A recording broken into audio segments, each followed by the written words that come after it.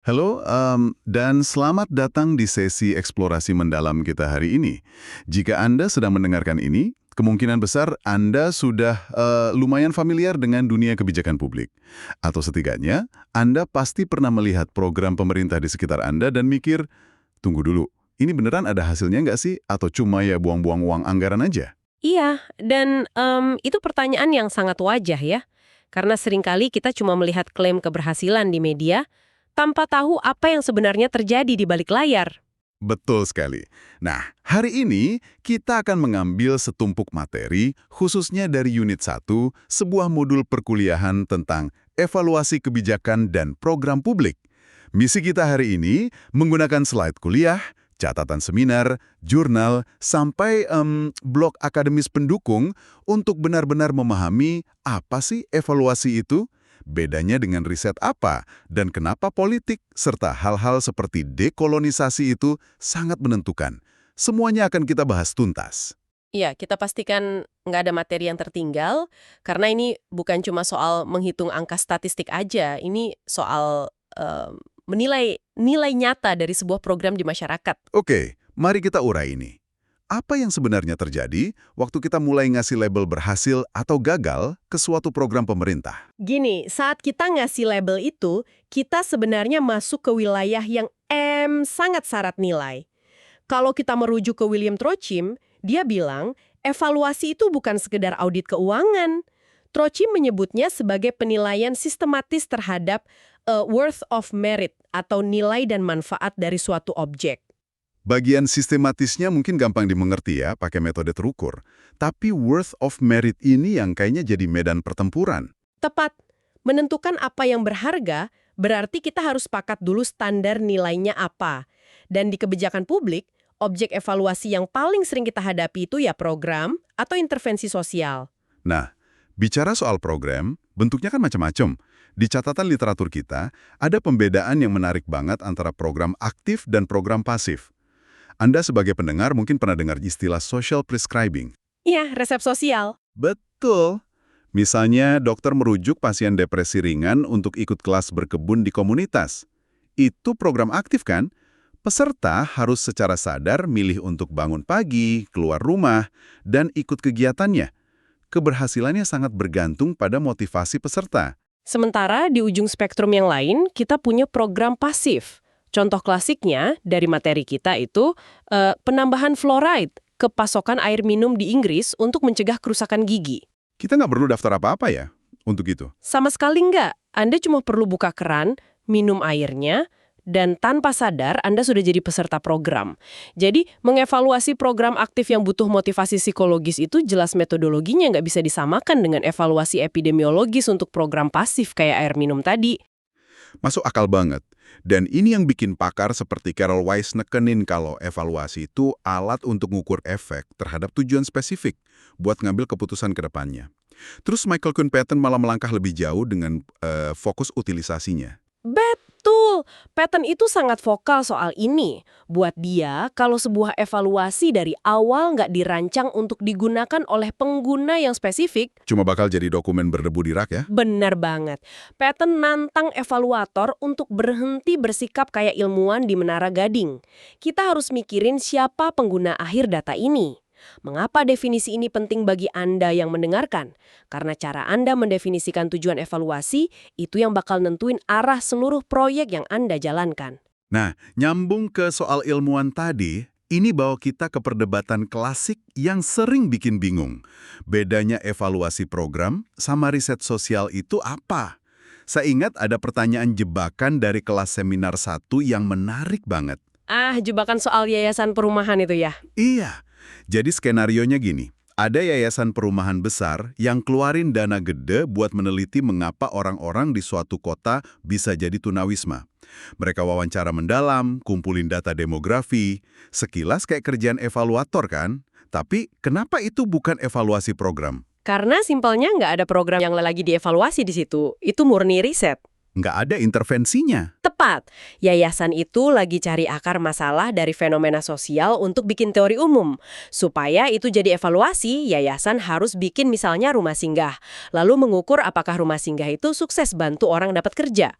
Baru deh, itu namanya evaluasi. Batasnya emang tipis banget. Tapi untungnya, ada blok better evaluation yang ngebingkai perbedaan ini jadi 4 cara. Pertama, dikotomi murni, kayak kartu flashnya Patton. Riset buat teori umum, evaluasi buat efektivitas spesifik. Kedua, diagram Venn, di mana irisannya itu kesimpulan evaluatif yang pakai data sistematis. Terus yang ketiga, melihat evaluasi cuma sebagai bagian dari riset, dan keempat, kebalikannya melihat riset sebagai bagian dari evaluasi. Ini bukan cuma debat akademis loh, perspektif yang dipakai organisasi bakal nentuin dari mana turunnya anggaran dan siapa yang pegang kendali. Disinilah ini menjadi sangat menarik. Kalau kita lihat data dari studi Wanser tahun 2020, Wanser ini survei langsung ke praktisi di lapangan. Hasilnya, kebanyakan evaluator melihat pekerjaan mereka itu beririsan dengan riset, persis kayak diagram Venn tadi. Tapi, para peneliti murni sering nganggap evaluasi itu ya cuma subkomponen kecil dari riset mereka. Perbedaan pandangan ini sangat masuk akal kalau kita perhatikan siklus waktu studi yang dicatat Wanser. Beda paling kerasa itu ada di awal dan di akhir proyek. Di awal itu soal pendanaan dan tujuan ya. Betul. Evaluator kerja buat klien spesifik, sementara peneliti ngejar hibah akademis.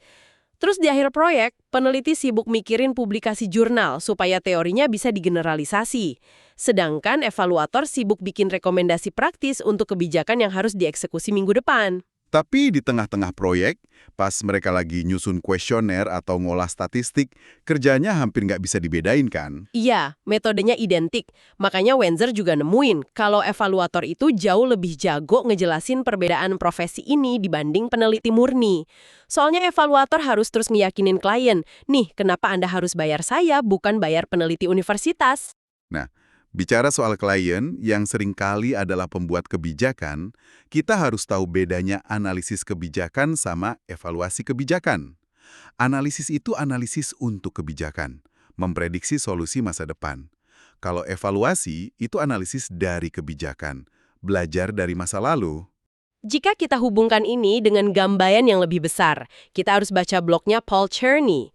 Cherney ngingetin kalau model 5 langkah analisis kebijakan yang rasional itu di dunia nyata sering banget gagal total. Karena pembuat kebijakan punya apa yang disebut bounded rationality, ya, rasionalitas terbatas. Benar. Pembuat kebijakan itu beroperasi di sistem yang sangat kompleks. Mereka nggak punya waktu buat baca laporan evaluasi tebal-tebal dengan tenang. Ini ngingetin saya sama poin dari kuliah Ana. Kita nggak boleh naif berasumsi politisi bakal selalu bertindak berdasarkan bukti evaluasi. Kayak analogi pilot yang terbang di tengah badai dengan instrumen rusak. Dia harus ambil keputusan insting karena waktunya mepet. Politisi juga gitu. Ada pertimbangan politik yang sering lebih besar dari sekedar data evaluasi. Betul sekali. Kalau sebuah evaluasi bilang program unggulan politisi itu gagal, dia belum tentu mau berhentiin programnya, karena itu bisa jadi bunuh diri politik. Nah, dalam dinamika kuasa kayak gini, kita juga harus hati-hati sama istilah yang kita pakai. Di materi kuliah disinggung kalau kata stakeholder, itu sekarang mulai diperdebatkan. Karena dianggap bahwa beban sejarah kolonialisme dan patriarki ya. Iya, itu istilah netral yang ternyata nggak netral. Asalnya dari klaim kepemilikan tanah. Sekarang, banyak yang lebih milih pakai istilah interested parties atau pihak berkepentingan.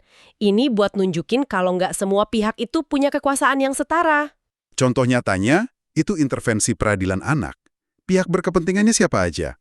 Ada anak mudanya, polisi, pengadilan, keluarga. Polisi mungkin cuma peduli angka kejahatan turun. Keluarga peduli kesehatan mental anaknya. Kekuasaan mereka beda-beda. Kepentingannya saling tabrakan. Dan evaluator ada di tengah-tengah itu, negosiasi dengan semua pihak. Nggak ada ruang steril di sini. Mengingat soal ketidakseimbangan kekuasaan ini, pas banget kita masuk ke artikel De Cafu DKK tentang dekolonisasi dan Made in Africa Evaluation atau MEI. Bertahun-tahun, metode evaluasi dari negara kaya global utara sering banget gagal waktu diterapin di negara berkembang. Karena pendekatannya perlalu neoliberal, mereka cuma fokus ngukur pertumbuhan ekonomi dan efisiensi kapitalis. Kalau itu dipaksakan ke masyarakat dengan budaya beda, hasilnya bisa merusak. Makanya konsep MAE ini revolusioner. Evaluasi harus berakar pada nilai lokal. Contohnya filosofi Ubuntu kan? Iya, Ubuntu. Intinya pemberdayaan bersama dan keadilan sosial. Saya ada karena kita ada.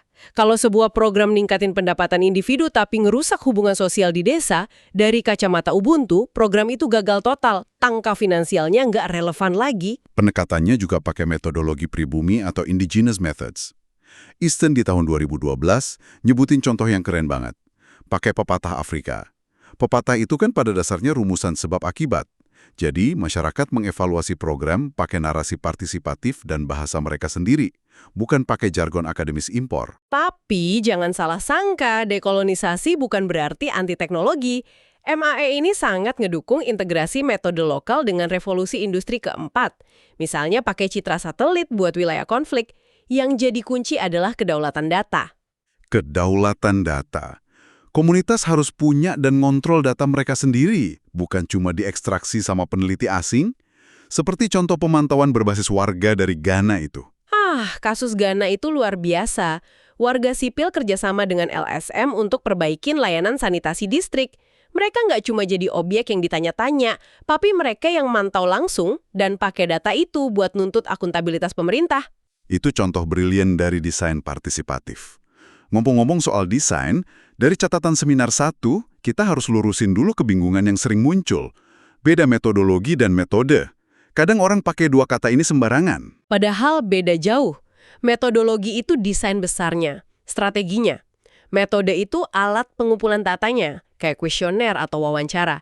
Dan metodologi ini nentuin jenis evaluasinya. Kita coba bedalin dengan cepat ya. Formatif lawan sumatif. Formatif itu memperbaiki program di tengah jalan. Sumatif itu menilai di akhir, sukses atau enggak. Terus ada evaluasi outcomes, yang lihat hasil akhir, lawan evaluasi proses, yang lihat cara pelaksanaannya. Ada juga teori driven yang berbasis model logika, lawan research sintesis yang gabungin data evaluasi masa lalu. Biar Anda yang dengerin makin kebayang, saya mau lempar skenario dari kelas Joan Greenhalgh. Skenario pertama. Ada program ngasih voucher makanan lawan ngasih uang tunai di India untuk gizi anak. Klien pengen tahu mana yang lebih berdampak. Ini butuh metodologi apa? Jelas butuh evaluasi outcomes atau hasil akhir. Klien cuma peduli mana yang ngubah status gizi secara kausal. Nah, skenario kedua. Pekerja perawatan di Leeds disuruh ngajarin olahraga ringan buat lansia di rumah. Tujuannya bukan ngukur otot lansianya nambah atau enggak, tapi buat lihat apakah program ini bisa diterima dan layak dijalankan. Kalau yang ini butuh evaluasi proses. Kita harus bongkar kotak hitam pelaksanaannya. Kalau pakai evaluasi hasil akhir, kita nggak bakal tahu kenapa lansianya nolak ikut olahraga itu. Jadi, apa arti dari semua ini? Intinya, sebelum sibuk milik kuesioner atau regresi statistik, kunci utamanya adalah menentukan pertanyaan evaluasi. Itu yang bakal nentuin desain strateginya. Betul. Pertanyaan evaluasi itu kompasnya. Tanpa kompas, metode secanggih apapun nggak akan ngasih jawaban yang berguna. Wah, nggak kerasa kita udah ngebedah banyak banget hari ini. Mulai dari definisi Trotsym dan Wise, memetakan batas tipis evaluasi sama riset sosial bareng Wenser. Terus kita navigasi labirin politiknya Paul Kearney, sampai merevolusi cara pandang kita pakai konsep MHA dan dekolonisasi di Afrika. Dan saya mau ngingetin ke Anda yang mendengarkan, evaluasi itu bukan sekedar alat administratif. Ini adalah instrumen kekuasaan, pembelajaran, dan keadilan sosial. Kalau Anda lagi nyusun laporan, selalu tanya ke diri sendiri, nilai siapa yang sedang saya ukur saat ini? Pertanyaan yang sangat krusial. Dan ini memunculkan pertanyaan penting lainnya, sebuah pemikiran terakhir buat Anda. Kalau proses evaluasi itu selalu terikat sama standar, nilai, dan kepentingan politik pihak yang mendanainya, mungkinkah sebuah evaluasi yang benar-benar objektif itu ada? Ataukah tindakan milih apa yang mau dievaluasi aja? Itu udah merupakan sebuah bias. Pertanyaan yang bikin merinding, jujur aja. Apakah objektivitas itu cuma mitos di dunia kebijakan publik? Kami mengundang Anda untuk terus merenungkan pertanyaan ini. Teruslah belajar dan jangan pernah telan mentah-mentah data yang terlihat terlalu rapi. Terima kasih sudah bergabung di sesi eksplorasi mendalam kita. Sampai jumpa di diskusi kita selanjutnya.